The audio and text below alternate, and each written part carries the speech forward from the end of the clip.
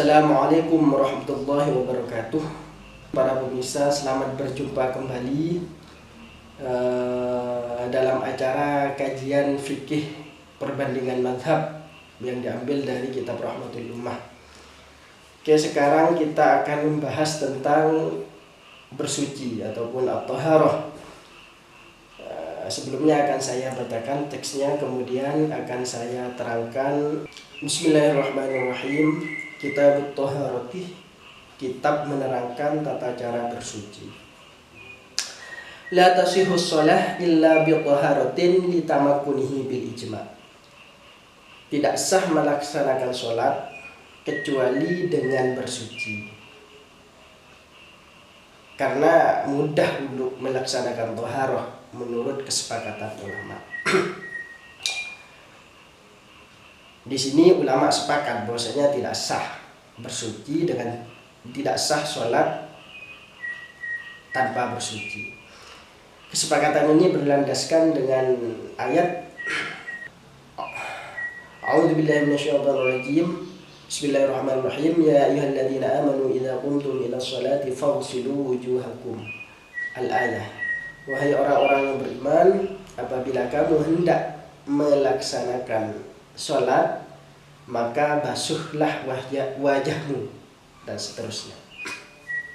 Dan juga berlandaskan hadis yang diriwayatkan oleh Imam Muslim, la yaqbalullahu sholatan bighairi tahurin wala shadaqatan min ghululin. Allah tidak menerima sholat dengan tanpa bersuci, dan tidak menerima sedekah dari harta benda yang haram, hasil curian. Ada dua istilah dalam kitab di sini, ada namanya ajma'a, ada namanya ittafaq. Bedanya apa? Ada sebagian ulama membedakan ajma'a itu cakupannya lebih absolut dan general daripada kata ittafaqah. Ketika saya contohkan, ketika ulama madhab Syafi'i semuanya sepakat, maka ini bisa dikatakan ittafaqah asy-syafi'iyyah, ittafaqah ashabuna, dan tidak bisa dikatakan ajma'ah asy-syafi'iyyah. Ijma' itu lebih umum, lebih menyeluruh, seperti itu.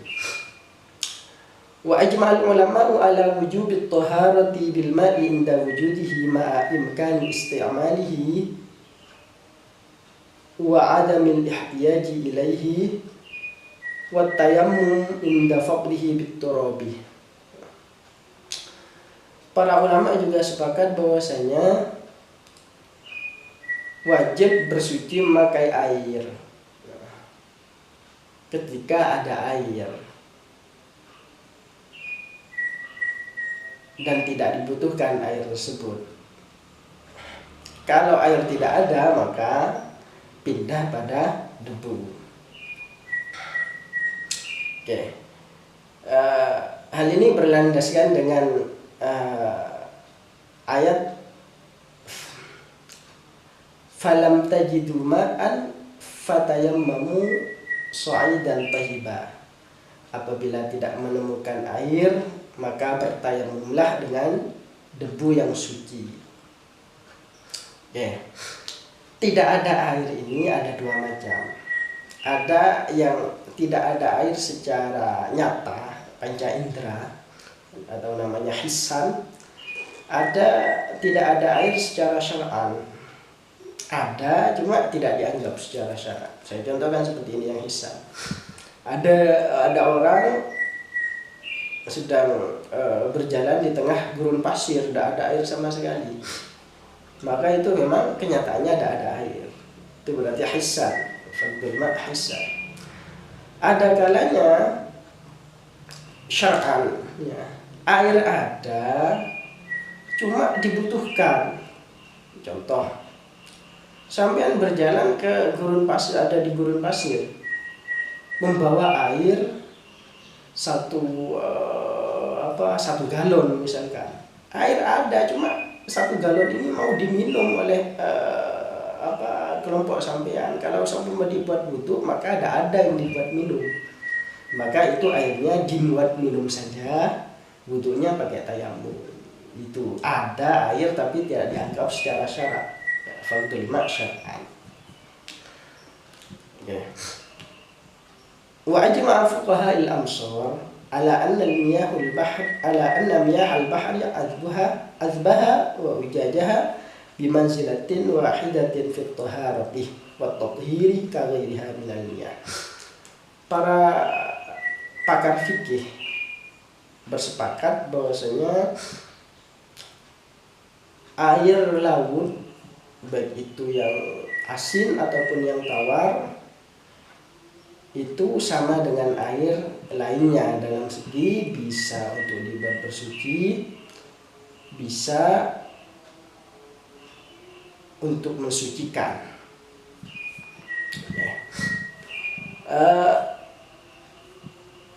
Kata-kata laut di sini adalah istilah bagi air yang sangat banyak mencakup laut, ya, ataupun danau. Kalau laut ya pasti asin, kalau danau ada yang tawar. Walaupun kadang-kadang danau disebut laut Kaspia seperti itu. Hal ini berlandaskan hadis Nabi ketika ditanyakan tentang air laut, huwa at-tahuru ma'uhu wal hillu maitatuhu.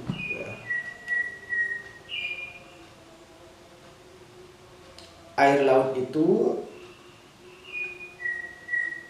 halal, laut itu halal airnya dan boleh dimakan bangkainya. Hewan matinya boleh dimakan.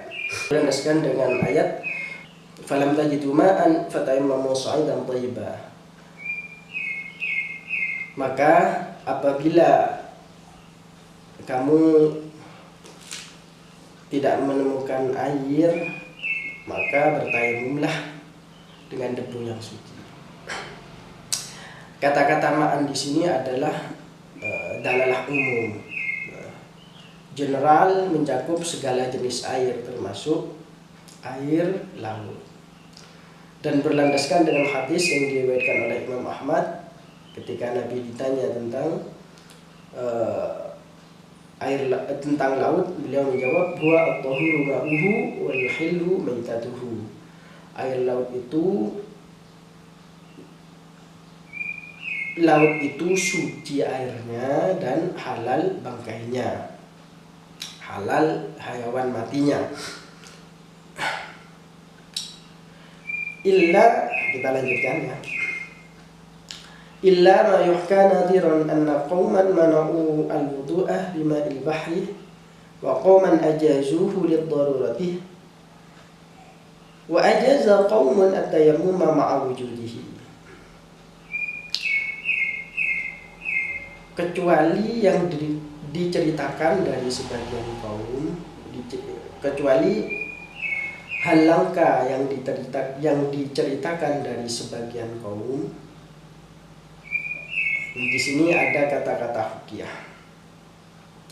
Hukiyah itu kata ulama hadis dan usul namanya syubhatut tamrid, sama seperti ru'yah, kilah dan lain sebagainya.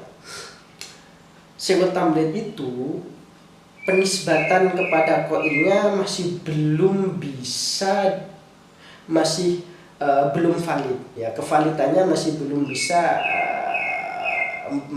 belum bisa dipertanggungjawabkan, kecuali ada penguat, ada referensi lain ya. Penisbatannya masih belum valid. Maksudnya kaum di sini adalah kaum yang tidak memperbolehkan wudhu dengan air laut adalah sahabat Abdullah bin Amr bin As. Beliau mengatakan ma'ul bahri la tujzi'u an wudu'in wala jinabatin. Air laut itu tidak cukup untuk dibuat wudhu dan dibuat mandi janabah.